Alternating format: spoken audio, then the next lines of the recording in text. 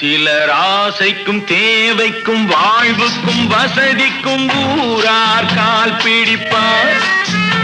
ஒரு மானமில்லை அதில் ஈனமில்லை, அவர் எப்போதும் வால் பிடிப்பார்.